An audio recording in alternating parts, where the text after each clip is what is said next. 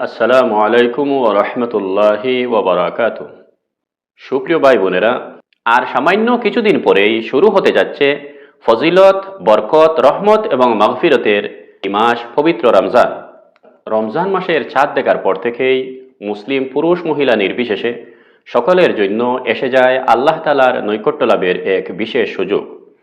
রমজান মাস হচ্ছে আল্লাহ তাআলার রহমত পাওয়ার এক বিশেষ মৌসুম। এই মাসে প্রত্যেক বালিগ ও বুদ্ধিমান মুসলিম পুরুষ মহিলা সকলের উপর রোজা রাখা ফরজ। যে ব্যক্তি পরিপূর্ণভাবে রোজা রাখতে পারে সে সত্যিই এক ভাগ্যবান মানুষ, কারণ রোজার বিনিময়ে আল্লাহ তাআলা স্বয়ং নিজে তার বান্দাকে দান করেন এবং বেহিসাব দান করেন আল্লাহ তাআলা। এছাড়াও আমরা জানি রোজাদারের জন্য দুনিয়ায় শান্তি এবং আখিরাতে জাহান্নাম থেকে মুক্তি দিয়ে জান্নাতে তাদের মেহমানদারি করবেন স্বয়ং আল্লাহ তাআলা। পবিত্র মাহে রমজানের জন্য আমরা কিভাবে প্রস্তুতি নিব তা আলোচনা করতে আজকে আবার হাজির হলাম আপনাদের সামনে। কারণ রাসূলুল্লাহ সাল্লাল্লাহু আলাইহি ওয়াসাল্লাম রজব মাসের শুরু থেকেই রমজানের জন্য নিজে প্রস্তুতি নিতেন এবং সাহাবাদেরকেও প্রস্তুতি নিতে নির্দেশ দিতেন। তাই আমাদেরও উচিত রমজানের জন্য আগে থেকেই প্রস্তুতি নেওয়া। রমজানের জন্য আগে থেকে প্রস্তুতি নেওয়াও আল্লাহ রসুল সাল্লাল্লাহু আলাইহি সাল্লামের একটি সুন্নত। তাই এ বিষয়ে মনে করিয়ে দিতেই আপনাদের সামনে হাজির হলাম আবার। রমজানের প্রস্তুতি বলতে আমরা কেউ কেউ হয়তো ভাবতে পারি রমজানের আবার প্রস্তুতি কিসের? রমজান মাস তো এমনিতেই আসবে, মাস আসলে পরে যতদূর সম্ভব রোজা রাখবো, এবাদত করব, তার জন্য আবার প্রস্তুতির কিসের প্রয়োজন? কিন্তু প্রস্তুতি এই কারণেই প্রয়োজন কারণ রমজানের জন্য প্রস্তুতি নিয়েছেন স্বয়ং আল্লাহ রসুল মুহাম্মদুর রাসূলুল্লাহ সাল্লাল্লাহু আলাইহি সাল্লাম। তিনি রমজান মাস আসার অন্তত 2 মাস আগে থেকেই রমজানের জন্য প্রস্তুতি নেওয়া শুরু করে দিতেন। আর বিশেষ করে রমজানের ঠিক আগের মাসে নবীজি চূড়ান্ত সীমার প্রস্তুতি নিতেন এবং আল্লাহ তাআলার দরবারে 2 মাস আগে থেকেই রমজান পাওয়ার জন্য দোয়া করা শুরু করে দিতেন। এছাড়াও প্রস্তুতি নিয়ে কোনো কাজ করলে সেই কাজ সুচারুরূপে করা যায়, সেই কাজে ভুলভ্রান্তি কম হয়। আপনারা চিন্তা করলে দেখবেন আমরা জীবনের সকল কাজেই কম বেশি প্রস্তুতি নিয়েই শুরু করি। কোনোদিন কোনো প্রোগ্রামে যাওয়ার জন্য আমরা অনেক আগে থেকেই প্রস্তুতি নিতে হয়। তাই রমজানের জন্য প্রস্তুতি নেওয়া সকল মুমিন মুমিনাতের জন্য একান্ত জরুরি। কিন্তু আমরা বাস্তবে যা দেখি রমজানের প্রস্তুতিকে এক শ্রেণীর মুসলমান বেশ গুরুত্বের সঙ্গে নিয়ে থাকেন, আবার অন্য একটি শ্রেণী রয়েছেন যারা এ ব্যাপারে সম্পূর্ণ উদাসীন। আবার যারা রমজানের প্রস্তুতি গুরুত্বের সঙ্গে নেন তাদের মধ্যে অনেকেই মনে করেন রমজান মাসের জন্য চাল ডাল, চানা মটর, তেল পেঁয়াজ ইত্যাদি রমজান মাস আসার আগে গড়ে জমিয়ে রাখাটাই হচ্ছে রমজানের প্রস্তুতি। আসলে রমজানের প্রস্তুতি বলতে রমজান মাসে যাতে বেশি করে আল্লাহ তাআলার ইবাদত বন্দেগী করা যায় তার জন্য নিজেকে মানসিকভাবে প্রস্তুতি নেওয়া। আর এই প্রস্তুতি নেওয়া আসলে রমজানের আগের মাস অর্থাৎ শাবান মাস থেকে শুরু করে দিতেন বিশ্বনবী মুহাম্মদ সাল্লাল্লাহু আলাইহি সাল্লাম। তাই একজন মুসলিম হিসাবে সবার জন্য প্রয়োজন রমজানের প্রস্তুতি নেওয়া। আসুন এখন আমরা জেনে নেই কিভাবে আমরা রমজানের প্রস্তুতি নিতে পারি। আমি এক একটি করে প্রায় 18-20টি পদ্ধতির কথা আপনাদের সামনে এখন তুলে ধরার চেষ্টা করব ইনশাআল্লাহ। খুব সহজ এই পদ্ধতি, এই পদ্ধতির মাধ্যমে আমরা রমজানের জন্য প্রস্তুতি নিতে পারি। শেষ পর্যন্ত সবগুলি পদ্ধতির কথা জেনে যদি আপনি আমল করতে পারেন ইনশাআল্লাহ এবারে রমজান মাস আপনার জীবনের জন্য এক ব্যতিক্রমী রমজান মাস হবে। রমজানের প্রস্তুতি নেওয়ার প্রথম পদ্ধতি, বিশ্বনবী মুহাম্মদুর রাসূলুল্লাহ সাল্লাল্লাহু আলাইহি সাল্লাম রমজান মাসের জন্য পবিত্র রজব এবং শাবান মাসে প্রস্তুতি শুরু করে দিতেন। নবীজি রজব এবং শাবান মাসে নফল রোজা রাখতেন। তাই আমাদেরও উচিত শাবান মাসে বেশি করে নফল রোজা রেখে রমজানের জন্য প্রস্তুতি নেওয়া। এটা হচ্ছে রমজানের জন্য প্রথম প্রস্তুতি। রমজানের প্রস্তুতি নেওয়ার দ্বিতীয় পদ্ধতি হচ্ছে, মনে মনে একটু চিন্তা করে দেখুন, গত বছর রমজান মাস যখন এসেছিল তখন অনেক মানুষ রমজানের রোজা পালন করেছেন, কিন্তু এই বছর গত বছরের সকল মানুষ কিন্তু বেঁচে নেই। আপনার প্রতিবেশীর মধ্যে অনেক মানুষকে আপনি খুঁজলে দেখবেন তারা গত রমজানে বেঁচে ছিলেন, কিন্তু এবারে তারা নেই দুনিয়াতে, কিন্তু আপনি আছেন, আমি আছি। আপনাকে আমাকে আল্লাহ তাআলা যদি হায়াত দান করেন তাহলে আমরা সামনের রমজান মাস পাবো। আর যদি আল্লাহ তাআলা সুযোগ না দেন তাহলে আপনি আমি এই রমজান মাসও যদিও আসছে কিন্তু আমরা পাবো না। একথা মনে রেখে এখন থেকে দোয়া করতে হবে আল্লাহ তাআলার দরবারে যেন তিনি মেহেরবানি করে আমাদেরকে রমজান মাস পর্যন্ত জীবন দান করেন, আমরা যেন রমজান মাসে জীবিত থাকতে পারি এবং রমজানের রোজা রাখতে পারি একদম সুস্থভাবে। এই দোয়া করা সুন্নত, কারণ নবী করিম সাল্লাল্লাহু আলাইহি ওয়াসাল্লাম রমজানের প্রায় 2 মাস আগে থেকেই রমজান মাস পাওয়ার জন্য আল্লাহ তাআলার দরবারে দোয়া করা শুরু করে দিতেন। তাই আমাদের দ্বিতীয় প্রস্তুতি হচ্ছে রমজান পাওয়ার জন্য আল্লাহ তাআলার দরবারে হায়াত বা জীবন চাওয়া এবং সুস্থভাবে যাতে রমজান মাস আমরা কাটাতে পারি সেই দোয়া আল্লাহ তাআলার দরবারে করা। রমজান মাসের জন্য প্রস্তুতি নেওয়ার তৃতীয় পদ্ধতি, গত রমজানের পর থেকে বছরের 11টি মাস গেল, আপনি আমি কি পেরেছি গত রমজানের মতো ইবাদত বন্দেগী করতে? হয়তো না। যেভাবেই কাটিয়েছি গত 11টি মাস, অন্তত আগামী একটি মাস রমজানে যাতে সেই 11 মাস থেকে বেশি আল্লাহ তাআলার রহমত পেতে পারি আমরা, সেই চিন্তাধারা দিলে দিলে করে রাখাটাই রমজানের প্রস্তুতির তৃতীয় পদ্ধতি। রমজানের প্রস্তুতি নেওয়ার চতুর্থ একটি পদ্ধতি, এবারের রমজান মাস যদি আমরা পাই তাহলে এমনভাবে ইবাদত বন্দেগী করব, আল্লাহ তাআলার কাছে ক্ষমা প্রার্থনা করব, ইস্তেগফার করব, যাতে আল্লাহ তাআলা মেহেরবানি করে আমাদের বিগত দিনের যাবতীয় গুনাহ খাতা মাফ করে দেন। এই চিন্তাধারা মনের মধ্যে রেখে রমজানের জন্য অপেক্ষা করতে থাকা হচ্ছে রমজানের আরেকটি প্রস্তুতি, যা চতুর্থ প্রস্তুতি হিসাবে আমরা ধরে নিতে পারি। পঞ্চম আরেক প্রকারে আমরা প্রস্তুতি নিতে পারি। রমজান মাসের অনেক ফজিলত তো আমরা জানি, যেমন রমজান মাসে সকল ইবাদত বন্দেগীর সওয়াব অন্য সব মাসের ইবাদত বন্দেগী থেকে 70 গুণ বেশি করে সওয়াব বান্দাকে আল্লাহ তাআলা দান করেন। কোরআনুল করিম এবং হাদিসে এ মাসের অনেক ফজিলত এবং গুরুত্ব বর্ণিত হয়েছে। সেই সব ফজিলতের কথা মনে রেখে রমজান মাসের জন্য একটি লোভ অন্তরে রাখা, যাতে বেশি করে সওয়াব অর্জন করা যায়, রমজানের জন্য অন্তরে এই লিপ্সা বা লোভ রাখা হচ্ছে রমজানের জন্য পঞ্চম প্রস্তুতি। রমজানের প্রস্তুতি নেওয়ার 6 নম্বর আরেকটি পদ্ধতি আমরা বলে দিই। পবিত্র কোরআনে করিম হচ্ছে দুনিয়ার সকল মানুষের জন্য হেদায়েত গ্রন্থ। মহান আল্লাহ রব্বুল আলমিনের কালাম পবিত্র কোরআন এই রমজান মাসেই নাজিল হয়েছে, তা কম বেশি আমরা সকলেই জানি। আল্লাহ তাআলা এই কোরআনকে নাজিল করেছেন যাতে দুনিয়ার মানুষ এই কোরআন থেকে নিজের জীবন পরিচালনা করার নীতি নির্দেশিকা গ্রহণ করতে পারে, নিয়ম কানুন জানতে পারে, আল্লাহ তাআলা নির্দেশিত পথে নিজের জীবনকে যাতে চালাতে পারে। এই কারণেই আল্লাহ তাআলা কোরআনে করিম নাজিল করেছেন। এখন কেউ যদি কোরআনে করিম পড়ে কিন্তু কিছুই বুঝে না, বুঝার চেষ্টাও করে না, তাহলে সে হেদায়েত পাবে কি করে? আল্লাহ নির্দেশিত পথে সে চলবে কি করে? তাই আমাদের উচিত আমরা যেন পবিত্র কোরআনের তিলাওয়াত করার পাশাপাশি এর মর্ম, অর্থ এসব বুঝার আমরা চেষ্টা করি। সারা জীবন ধরে যাটুকু করতে পেরেছি তা তো ঠিক আছে, অন্তত এই রমজান মাসে যেন আমরা পবিত্র কোরআনের এক নির্দিষ্ট অংশ নির্ধারণ করে রাখি, যাতে আমরা এবারের রমজান মাসে কোরআনে করিমের এই অংশ অনুবাদ সহ মর্ম বুঝে নিজের জীবনে বাস্তবায়নের চেষ্টা করব ইনশাআল্লাহ। নিজে যদি পড়তে নাও পারি, যারা পড়তে পারেন, বুঝতে পারেন, অন্তত তাদের দ্বারস্থ হয়ে আমরা যাতে সামান্য হলেও কোরআনে করিম বুঝার চেষ্টা করি এই রমজান মাসে।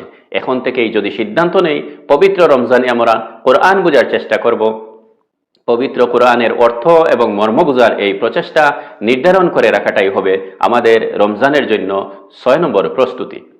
রমজানের প্রস্তুতি নেওয়ার 7 নম্বর পদ্ধতি হিসাবে আমরা আপনাদের সামনে তুলে ধরতে পারি আরেকটি কথা। আমরা সকলেই জানি অন্যান্য মাসের তুলনায় রমজান মাসে দুনিয়ার সকল মানুষ তুলনামূলক বেশি অবসর সময় পান। অন্যান্য মাসের তুলনায় রমজান মাসে ইবাদতের জন্য মানুষের মনোযোগ থাকে বেশি। তাই যারা লেখাপড়া জানেন তারা অন্তত বিশ্বনবী মুহাম্মদুর রাসূলুল্লাহ সাল্লাল্লাহু আলাইহি সাল্লামের কিছু হাদিস, ইসলামিক বই, সাহাবায়ে কেরামদের জীবনী, নবীদের জীবনী ইত্যাদি নির্ধারণ করে রাখা দরকার, যে এগুলো আমরা এবারে রমজানে পড়ব।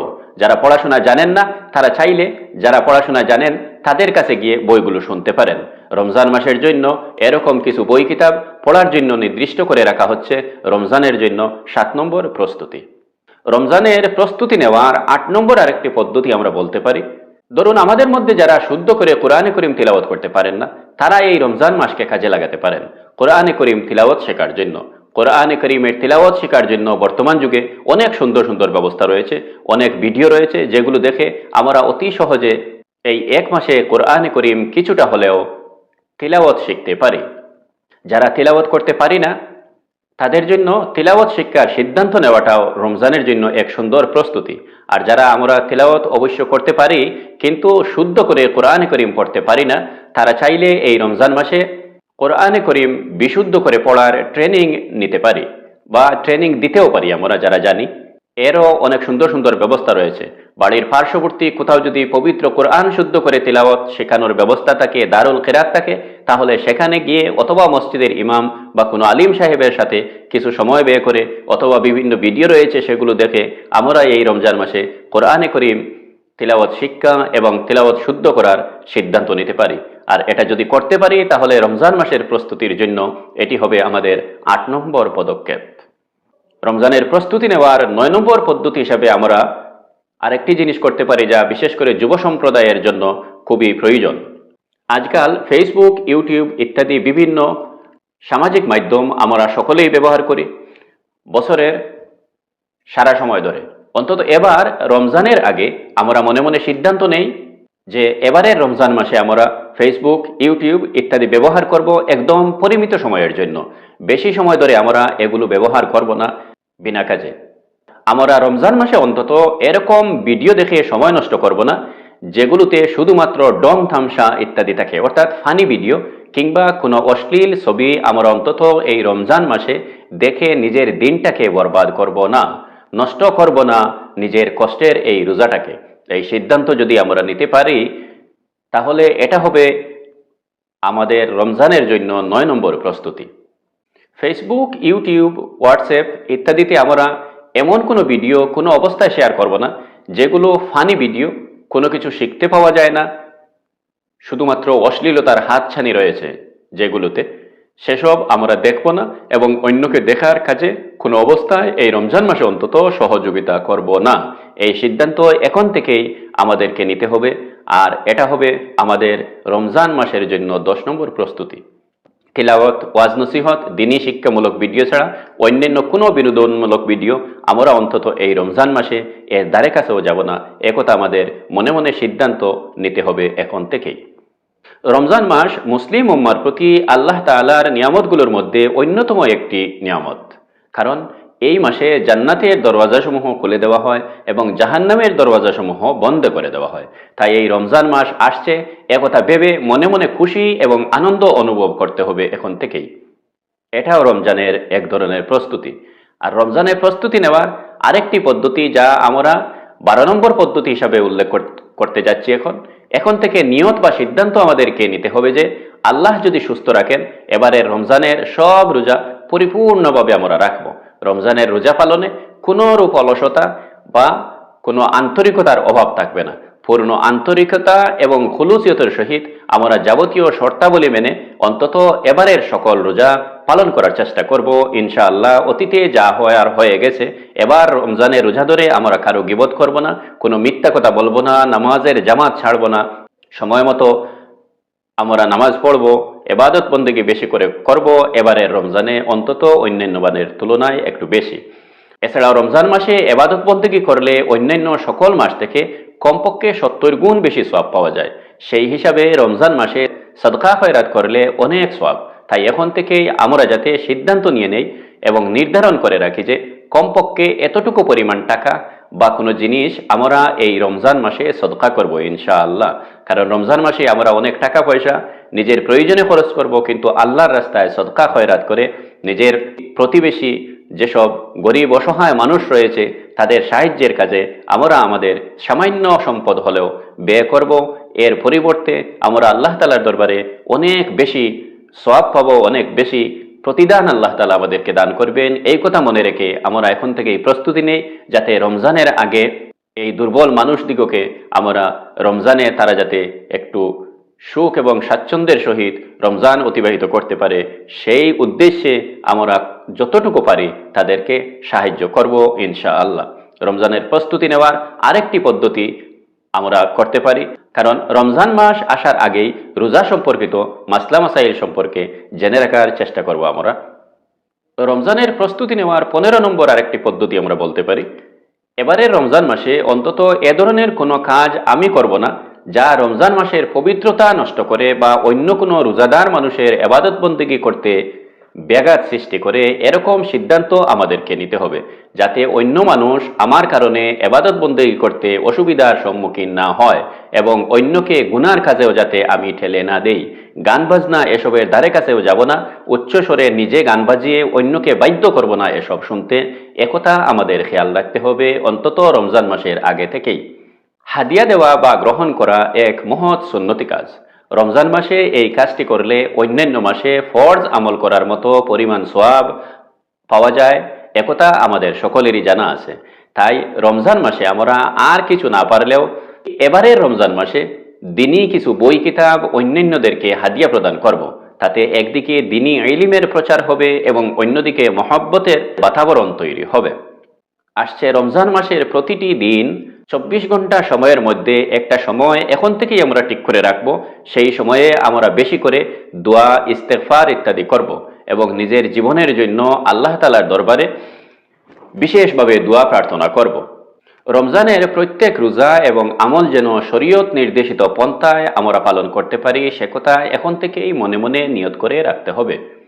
সুপ্রিয় দর্শক শ্রোতা, কিভাবে আমরা রমজানের প্রস্তুতি নিব এ বিষয়ে যতটুকু এই মুহূর্তে আমার মনে পড়ল আপনাদের সামনে তুলে ধরলাম। আপনি আমি সকলেই যেন আসছে রমজান মাসের জন্য এইভাবে নিজেদের মতো করে সিদ্ধান্ত নিতে পারি এবং এই রমজান মাসকে কাজে লাগাতে পারি নিজের জীবনের জন্য।